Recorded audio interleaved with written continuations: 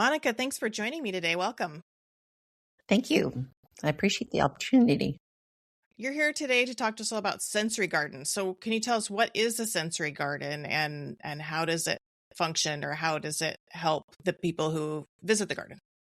Sure. A sensory garden is arranged or designed with the emphasis on basically tapping into the different senses that all of us experience. So there's a section that could be for tactile, meaning touch. So there would be plants that would reference that. And then there would be like an olfactory, which is the smell.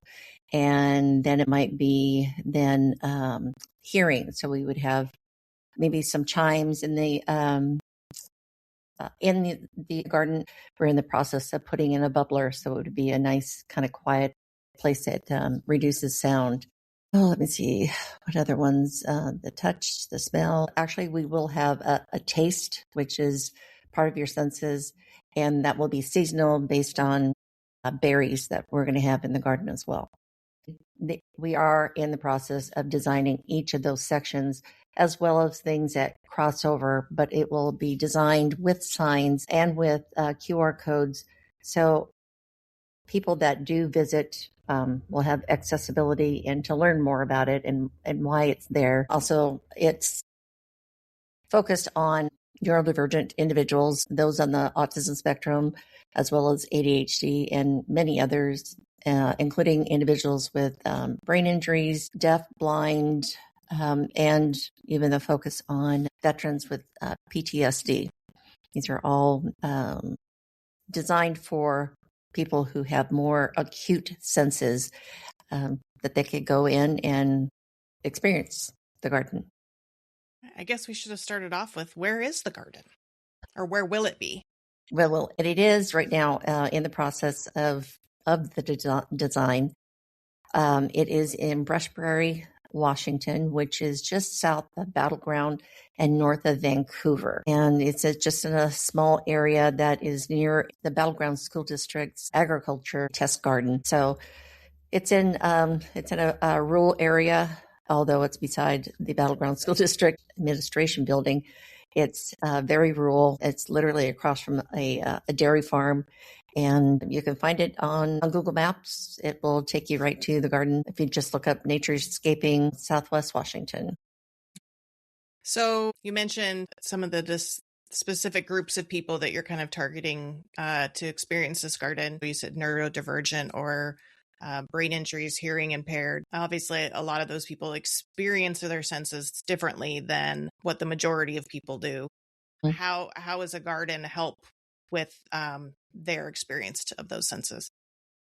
Each of us, but specifically those that I have mentioned, each of us have different ways that we experience our world, and it is all through our senses. With that being said, those neurodivergent and deaf, blind, those with post-traumatic stress disorder, either they can be very hypersensitive or hyposensitive, meaning they're acutely aware of things, and hypo, where they need actually more sensory input to be more stimulated to be able to experience things. So with that in mind is that a person, let's say, for instance, when I talked about there's going to be a bubbler garden, we have an electrician that just put the electricity in so that we can do the bubbler. So that will be a quiet, shaded area with a bubbler. They'll be very peaceful, calming with a lot of moss, with a lot of ferns, native plants. So it's a cool, auditorily sensory experience that's very relaxing. There's a couple other components to sensory input, and that is some of it is proprioceptive or vestibular, which are basically our large muscles, so that a person can go through, a series of different steps with different textures, and that they get a different experience, especially those with hypo sensitivities, that they need more to experience their world. So it really is taking in the different aspects. And as I was speaking also about, PTSD, especially for our veterans, is having a place that is very, one, it's inclusive. Two, if a person has a companion dog or companion animal, they could take it with them. There will be seating that supports their needs, meaning that they can be in a quiet place that literally no one can really, surprise them around a corner or whatever. If it's just going to be a place where a person can find kind of their niche, kind of their area that either can get them, like I said, very excited and ready to look for more. And while another could be something that's very calming, very peaceful. And we're just working on today a labyrinth. And the labyrinth is a rock labyrinth that will have different herbs. So you can touch, you can smell. It's visually interesting as well as something that could be olfactory and tactile all at the same time. Right. Great. So what inspired you to develop this garden? That's a good question. I do have an adult son who has autism as well as an intellectual disability, and he experiences a lot of sensory sensitivities. One of them being auditory sensitivity. So he really likes calming places where it's not over bombarded with sounds, and it could be a place that's very peaceful for him. So that was really the genesis for this, as well as another master gardener in this collection of gardens. She also has a son with autism, and we started kind of putting our heads together. And that's when I thought, I'm going to make this a sensory garden. And I started working with our Battleground School District Special Education Transition Program, Futures Program. And so I work anywhere between, like today, 4 to 6 students with autism, and they are helping me do a lot of the physical work, which is very appreciated. And like I said, it's just something that they're excited about, families are excited about, and just kind of makes a full circle, the fact that this is what we're developing, and we have neurodivergent individuals that are going to be doing that.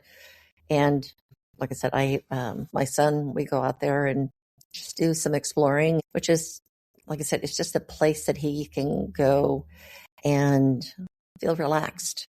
And there are few and far between places that we can do that with. Did you have any special training as far as the sensory inputs for neurodivergent individuals, or is it mostly what you learned as a result of helping your son cope in the world? What I do actually in my real life job, I do have a business, a consulting business, and it is specifically working with individuals, adults with autism, or some people refer to as autistic people, who also have intellectual disabilities. So I do training and technical assistance in the field of autism, and have been doing that for almost 25 years in the state of Washington. And so I've been, like I said, doing this and have had a lot of training when it comes to the whole autism spectrum, which includes a lot of information regarding sensory processing, and had a great opportunity for 12 years of coordinating a regional autism consultant cadre and teaching teachers as well as, paraeducators, speech and language pathologists, occupational therapists, and physical therapists, bringing in national speakers. And so I had a good 12 years of having resources to be able to get the training and certifications to be able to put this in practice, not just in a consulting way, but in a actual physical way. It's pretty exciting. Yeah, and I have found that, especially for adults, there are not a lot of resources or activities to help them cope with sensory inputs. Exactly. Yes. Matter of fact, one of our students that I work with, he does really well in the garden, but even with that, he still has to have headphones on, because, even the birds are something that are, for him, very distracting, and he can be overwhelmed so quickly. So, welcoming, anybody, and especially the accommodations that they might need just in having access, is something that we want to address and make sure, that things are available. And that is also going to be something that I will be doing in May, is identifying, not only in my garden, but all the 9 other gardens, of providing them information about accessibility, who would benefit if there's limited access or full access. Like I said, just having a place where a person would know that they can go, they can enjoy something, and also know what are the expectations that they will come across when they go to a garden. And it's basically based on universal design. It's not only the sensory, but it's also having accessibility and the opportunity to make this garden accessible for anybody. So I think what a lot of people, when they hear accessible, they think of physical barriers, but what are some of the other aspects of accessibility in something like a garden? Yes. And that would be, for instance, let's say somebody who is blind. One of the things that we're going to have are they're called totem peace poles. So somebody can be able to touch something. And I would say somebody who is deaf, we actually have QR codes that will give them a reference that they could take a picture of that would take them immediately to what the plant would be and what are the sensory benefits of this, kind of consideration. We are also going to be doing some partnering with, we have the School for the Blind here in Vancouver area that have some students be able to, and actually instructor there to give us some good ideas on how to make it accessible, meaning not only just being able to go into the garden and walk around, but how do I interact? How do I get more benefit from the garden other than just being present in it? And that's learning about plants, just being able to experience different sensory opportunities that they may not have known about, or they just need more information about. And that's the hope, is not only providing the place, but providing opportunity for people to learn. So by providing what appeals to their other senses, for them to actually experience a garden in a safe way.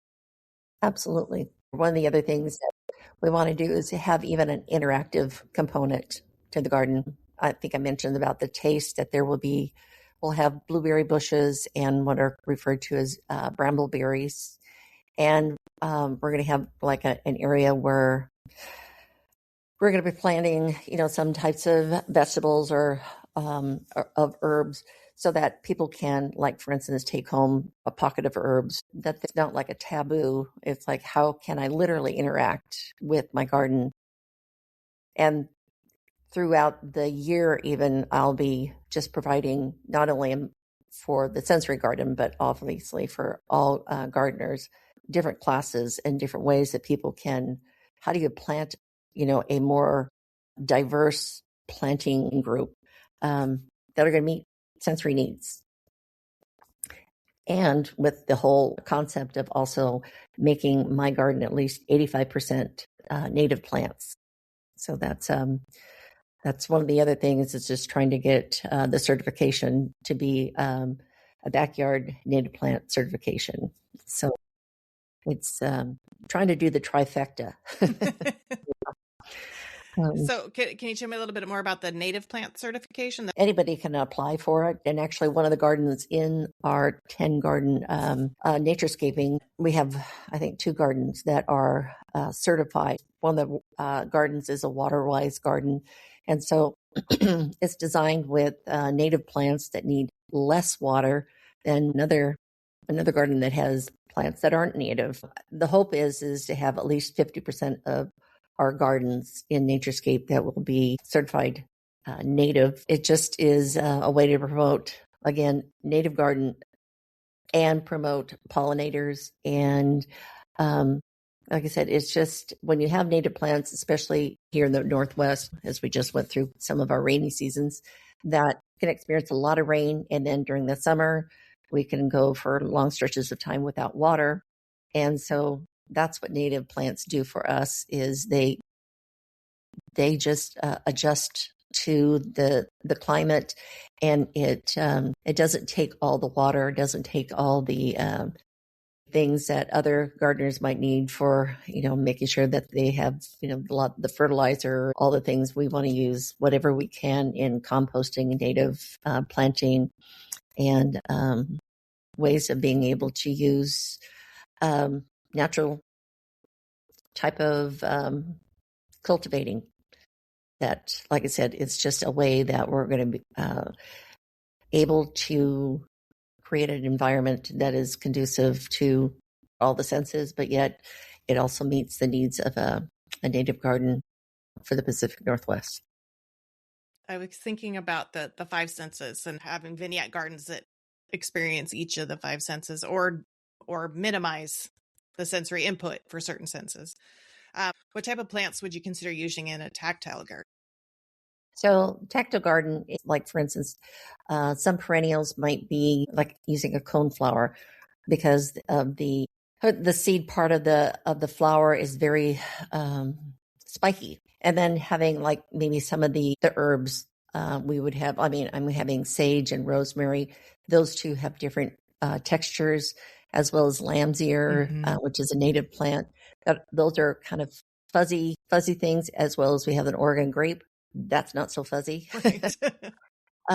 So, it's just being able to explain what these things are and where you can find them within the garden. So the tactile part can be varied opportunities, including, a pine tree. We have a scrub pine, a coastal pine, things that people can actually, touch and interact with to get some of those sensory needs met. Like I said, it's an opportunity that it's not like it's taboo to touch anything. It's actually welcomed that if you want to, pick a leaf off of something and hold it, smell it, touch it, that's what we want. Lamb's ear was the one that first came to mind for me because it is so soft and it's very unusual in the texture for a plant. Exactly. Yeah. So then you said olfactory, that's a lot of herbs. Besides, the really pungent herbs, what other types of plants do you plan to incorporate? Well, want to incorporate, and actually that's going to be kind of seasonal because, like, for instance, we have a wild honeysuckle that has, this very fragrant, having seasonal things that will be blooming in, so that we can help people know that during this time or during the early springtime, these are going to be some of the flowers that you can experience in the garden. Golly, what do we have? It's a variegated Daphne.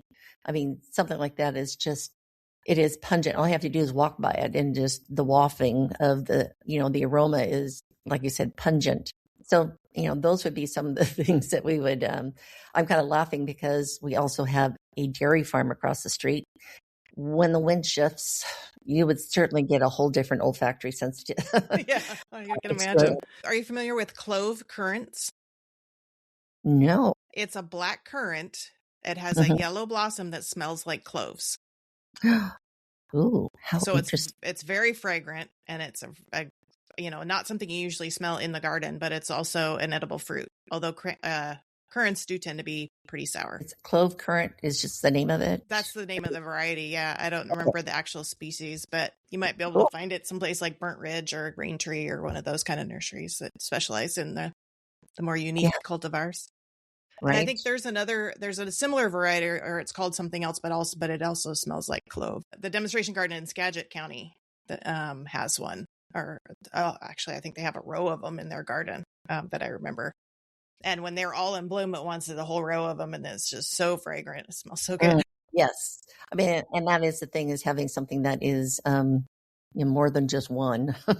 You need sometimes to have a good size grouping, and depending on where they're planted, so that we know that when sunlight hits something, it really brings out the aroma, the smells, the olfactory opportunities. Yeah. Visually, I mean, I can just say there's tons of options as far as flowers and things like that. But do you have some specific plants in mind that you're going to include for visual interest? It's one area that I really need to have more thought into it. Like I said, having clustering of like plants, how I want to design it is obviously seasonal, and to be able to address the different levels of plants, so that you have a low spilling plant, then you have something that's mid and something that's very tall. I'm proud to say my garden has a whole section that has Joe Pye weed, which are the really tall and just, I mean, you have big, huge blooms on it, on the top of it, almost looks like a sedum in some regards, but it just attracts a lot of bees to it, that's kind of cool. So, basically designing different levels. I'm having a couple areas where, even for people with mobility to be able to reach down and touch something, they're going to have raised gardens, maybe something that's more visually appealing, more colorful in some areas, and maybe very muted in another. So it's just kind of having to look at that, whether a person is neurodivergent or has other sort of sensory needs. Just how a garden is designed that makes it more interesting is obviously going to make it more visually appealing. Well, and I would think that might be the hardest one just because there's so many options. Because in so many ways, almost any plant offers a level of visual appeal. Right. A couple of it's a red bark maple. And it has the peeling bark, like an ash that peels off. I mean, I look at that, and it's like, although it's not native, it is gorgeous grouping of trees. There's 3 of them. And I'm just like, all right, how do I build around that? That's going to make it more interesting and visually appealing, as well as something that could be interactive in just the tactile piece to be able to go up to one of the trees and you can actually peel off, some of the bark. So it's all a work in progress. Okay. There's one more sense, and I can't remember what it is all of a sudden. There is smell, visual, tactile, taste, and hearing. Hearing, that's the one. It came to me and then it left again because we were talking about the bubbler and using that to kind of deaden the sound in an area. So what about sound in maybe a more active area of the garden that's more stimulating or whatever? What I'm looking at is an interactive, they're like pipes. I mean, in one regard, in that you can basically make music, making different sounds. It's going to be stationary. It's going to be something that is interactive. It will have, an attachment that somebody could just make the different sounds on the different size of the tubing, basically the metal tubing. I don't want to say they're pipes because they're not pipes in that regard, but a way that a person can interact. The idea also is to have wind chimes, some that would be, the difference between a wind chime that has more of a tinkling sound versus one that would be more of a bamboo that has more of a, just a different experiences. And of course, like you said, the bubbler, which is more peaceful. And that the garden is large enough that with the amount of plantings, like say, for instance, the bubbler is in the top corner of the garden. And I would say it's almost isolated. And so the other is going to be backed by the Oregon grapes that they're and opposite ends of the garden and opposite sides that a person can experience those different auditory opportunities that hopefully won't interfere with another person's experience. No, that makes sense.